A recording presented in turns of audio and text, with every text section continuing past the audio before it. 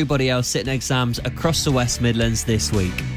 Yeah, it's a nervous time, isn't it? And I remember so clearly, I think we all do remember sitting for those exams and that the nerves that do set in. It's a big day. Sending so much love to you, by the way, if you are getting ready to take a child to an exam, or maybe you've got kids in the house that are doing lots of revising right now. Our reporter Nish Jahan is at Beacon Hill Academy in Sedgley for us this morning. We can cross live to him right now. Hello, Nish.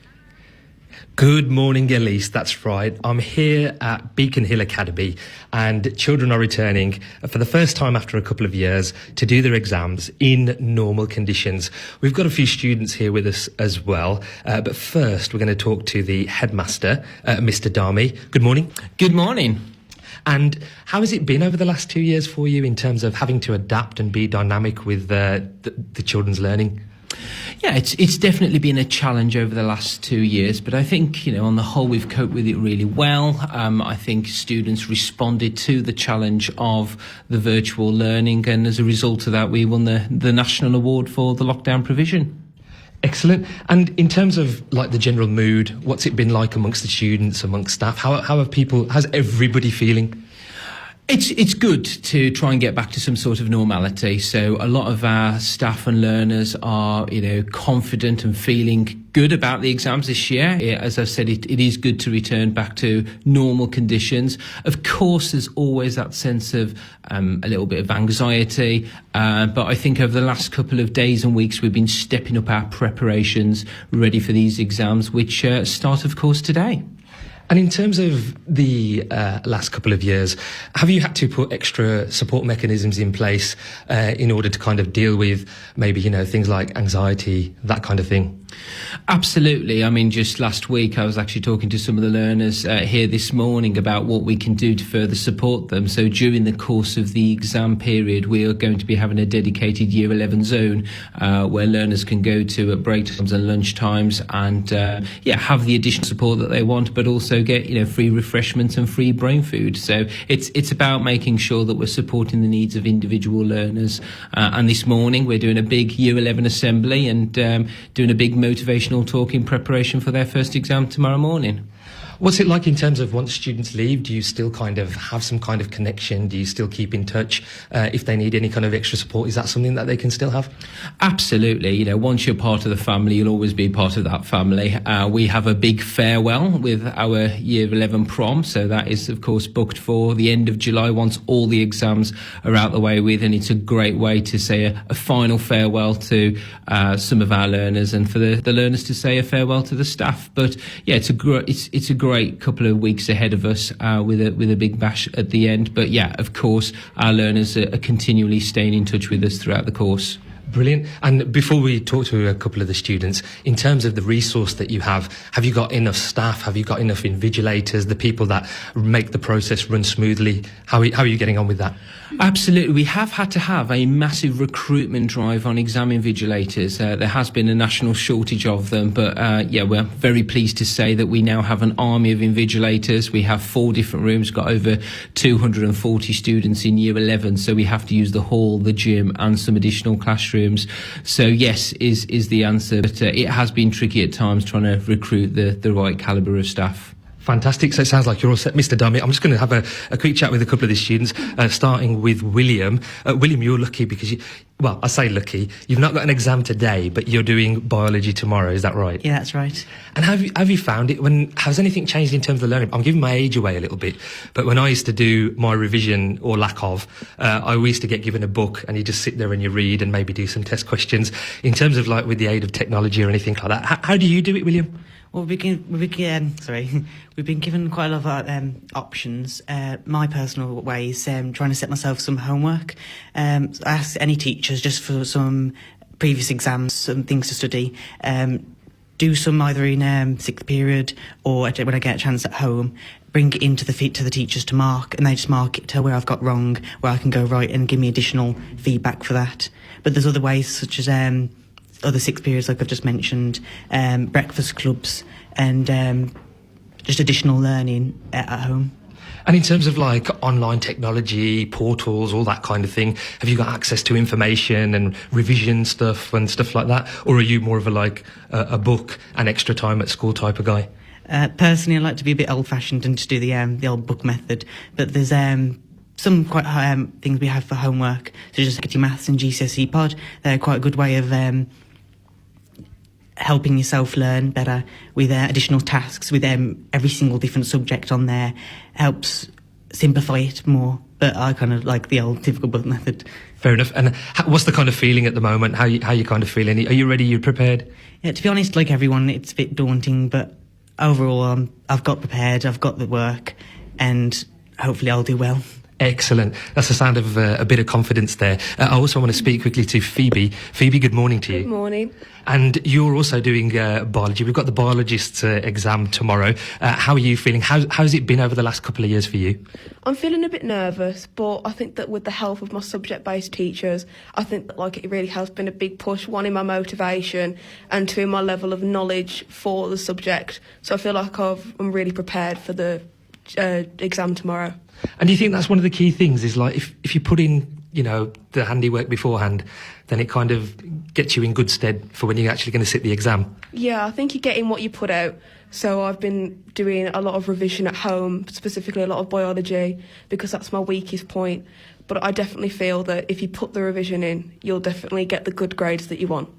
Excellent. So we have there William and Phoebe getting ready for their biology. They're feeling confident, learning about their nucleuses and their cytoplasms, I'm sure. But you'll hear more from me a little later here at Beacon Hill Academy, Elise. Our reporter Nish Chauhan is at Beacon Hill Academy in Sedgley this morning. We can cross live to him now. Hello, Nish. Hello, good morning, Elise. We are just stood outside the Assembly Hall and I'm joined by Erin and Frankie who start their GCSE exams tomorrow, and they have told me, because obviously I don't sit in Assembly every day, that there's some pretty nifty production gear for the Year 11 Assembly that's going to be taking place in about 10 minutes. And I've also been told by the headmaster they're going to be getting some cookies, and on the cookie packet it says, "You're a very smart cookie." See what they did there, Elise? I saw it. And also Nish. a pen. So yeah, basically we're just going to be finding out what's going to be going on. I think it's going to be some kind of motivational speech to send off the students before they leave in real good stead. In fact, there's a PowerPoint slide just come up on the screen on stage and it says, "Be a rhino, not a cow." So I'd imagine that means something about stampeding forth into the wilderness, Elise, in regards to your education or whatever you choose to do, whether it be vocational. So Erin, Hi. how are you? You okay? Yeah, I'm good, thank you. Brilliant. And how's the general feeling? Let's get a feeling from you to start with. The closer I'm getting, it is getting more daunting, but I think for a lot of us it hasn't quite sunk in yet, because I think we've had so much uncertainty for the past 2 years. It's like, will we do it, won't? I think we're all a bit still, it hasn't sunk in. Yeah, absolutely. And what's the preparation been like for you now? Do you actually feel better that you're coming into school and doing the exams the normal way? Oh yeah, definitely. I think if we were still in lockdown, I wouldn't have been as prepared, because I think there's too much pressure on you. But I think now that we're back at school and we're learning and we can get as much revision as we want, I think we're quite prepared. I am anyway. And in terms of the kind of revision, I spoke to William earlier and he was telling me, how he best finds it. Have you found it pretty straightforward for yourself in terms of revision? Yeah, pretty much. It's just flashcards, recall. I use a lot of online resources as well, because they do like review activities, and that really helps. And I think that's helped get my knowledge up ready for tomorrow. Fantastic. So you'll be doing biology as well as Frankie here. Frankie, what about yourself? How are things moving in your head? I'm pretty confident in terms of knowing the curriculum and what I've got to do on the exam. However, I think it hasn't sunk in yet that our exams are actually next week and we're a step closer to leaving secondary school altogether, because I think with how much uncertainty over the past years, it's just all come at once. And how's that been for you? Have you been pretty resilient and you've thought, okay, I'll just adapt to the change? Or has it been, you tell me? Yeah, to be honest, I'm more of a go with the flow person, so I've just been seeing where it takes us and listening to all the rules the schools have been giving us in terms of COVID and our GCSEs, and I think now it's here they've put a lot more pressure and rules in place for us. And in terms of like little superstitions and things like that and lucky charms, Erin, you can tell me about this because I saw you pull something out of your jacket earlier. Talk us through that. Yeah, so I do pack my crystals with me because they Bless you. they do have Let's have a look again. Oh, hang on, let me get them out. Let's hear them. Hang on. Yeah. Here we go. There we go. The crystals there to help you along your Yeah, way. they are for good luck, and a lot of them are just to bring positivity, and hopefully they'll help me pass my exams. Fantastic. Well, I think every little helps at the end of the day. What about you, Frank? Are you a believer in this kind of thing, or you just get on with it, sit down, pen out? Yeah, but I'm just going to keep telling myself that I'm going to do good and I'm going to get the grade, and then hopefully when I open the paper, I will. It'll be there. Fantastic, brilliant. And you also mentioned to me earlier that there's a real mixture of emotions there, Erin. I heard you say that you're not too anxious about it, you're quite relaxed, but then the fact that you're telling yourself, I should be stressing a bit more, that's making you anxious. Yeah, I think a lot of that is because it hasn't sunk in yet, and I think a lot of it is because our teachers have been good in not putting the pressure on us and not stressing us out. But it is one of those things, it's like, why aren't I stressed yet? I felt more stressed about my mock exams, my actual ones, and that's worrying me a little bit. It's like, why am I not stressed yet? Especially as they're tomorrow. Yeah, no, fair enough. But it sounds like you're both really well prepared. And also, like, tell us a bit about, some of the subjects. What kind of things are you looking forward to, and what do you actually want to do when you leave school? Well, when I leave school, I'm doing media, history and literature at sixth form, and then I'm hoping to go on to university to do literature, but my final goal is to work in journalism. At the moment, it's on the radio, but it might change because in media you get to cover everything. There we go. We've had a big rejoice from Elise back in the studio, so we might have a future prospect on our hands here, Erin.